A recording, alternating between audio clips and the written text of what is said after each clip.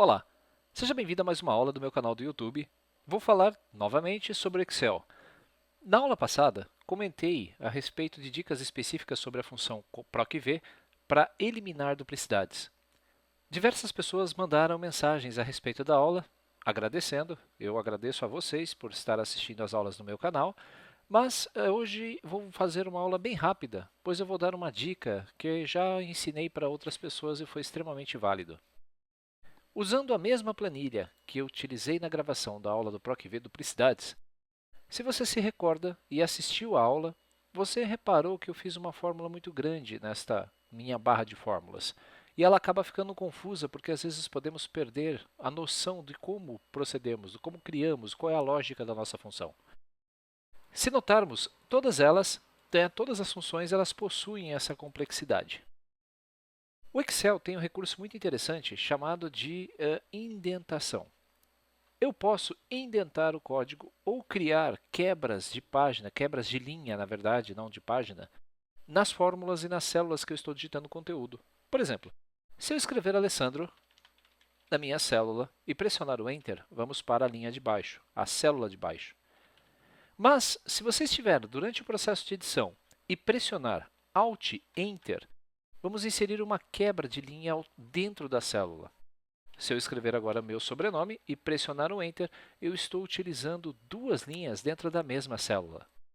Esse recurso é interessante para melhorar a visibilidade das nossas fórmulas. Teríamos que fazer o mesmo se escrevêssemos, por exemplo, Alessandro Trovato numa única célula e se eu utilizasse a quebra de texto automática, perceba que o resultado seria igual. Mas ao aumentar e diminuir a coluna, meu texto ele se ajustaria. Aqui não. Eu posso aumentar ou diminuir a coluna porque o texto sempre vai ocupar duas linhas. Há uma diferença entre esses dois formatos. Pois bem, mas para que isso vai me servir com fórmulas mais complexas? Vou aumentar um pouco o zoom e vou pressionar a tecla F2 sobre a fórmula. Você vai ver que ela ocupa praticamente toda a largura da minha tela. Nós vamos aumentar a nossa barra de fórmulas. Você pode parar o mouse entre a linha divisória dos títulos das colunas e da barra de fórmulas e arrastar aumentando. E na sequência vamos criar a nossa indentação dentro da nossa barra de fórmulas. Note que a função C ela tem três argumentos: teste lógico, valor se verdadeiro e valor se falso. Vamos começar separando a função C. Teste lógico é toda esta seção que está aqui selecionada.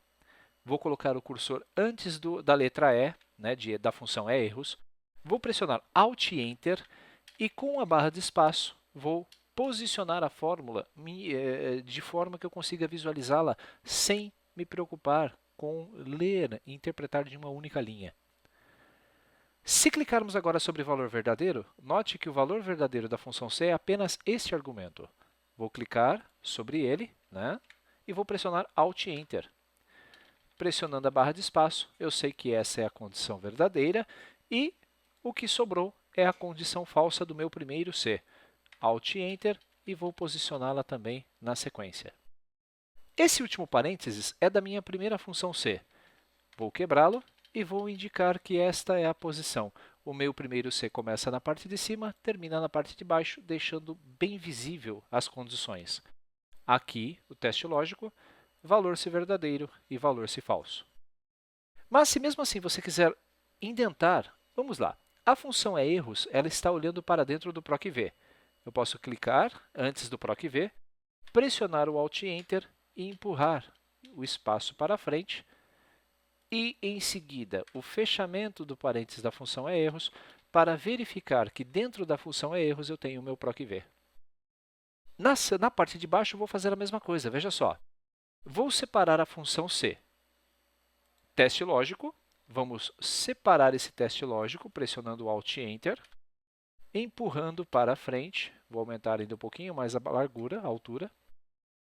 Podemos separar também o PROC-V, como fizemos anteriormente. E na função C, nós temos qual é o critério, qual é o argumento teste lógico. É tudo isso. O valor verdadeiro, vou quebrar o valor verdadeiro para dentro da função C. O valor falso, vou colocar embaixo desse item e o parênteses eu vou fechar na mesma ordem. Esta função C possui a função eErros e a função eErros ela termina neste parênteses. Pressionando o Alt Enter, eu consigo visualizar então cada uma das minhas funções separadamente. Note que eu tenho aqui a função C. Se clicarmos em qualquer posição da linha, eu posso ver o meu teste lógico, posso ver o meu valor verdadeiro e o meu valor falso. Dentro do segundo C, eu posso verificar o teste lógico, verificar o valor verdadeiro e verificar o valor falso. Para concluir essa edição, pressione Enter. Ao diminuir a barra de fórmulas e posicionar novamente sobre o local onde digitamos, você vai ver parcialmente a sua fórmula. Eu posso aumentar então a barra e visualizá-la de forma completa. Se copiarmos essa fórmula para baixo, dando duplo clique na alça de preenchimento, você vai ver que não afeta em absolutamente nada a solução do problema. Nós estamos apenas indentando, criando espaçamentos para facilitar a identificação da fórmula. Esse é um jeito muito simples e muito fácil de você separar a complexidade da sua fórmula em partes. Se você começar a criar fórmulas muito grandes e começar a se perder na lógica da sua resolução, utilize esse recurso. Lembre-se, Alt, Enter faz a separação desta função. Ele indenta inserindo uma quebra de linha dentro da sua função. É isso. A aula de hoje é super rápida. É uma dica. Se você tiver alguma sugestão, acesse o nosso blog www.sigonerd.com, deixe lá seu comentário ou curta a nossa página no Facebook, facebook.com/sigonerd.com. Espero que tenha gostado das dicas. Na próxima aula, vamos iniciar o treinamento sobre o módulo intermediário das planilhas do Google. Um abraço, até nosso próximo encontro.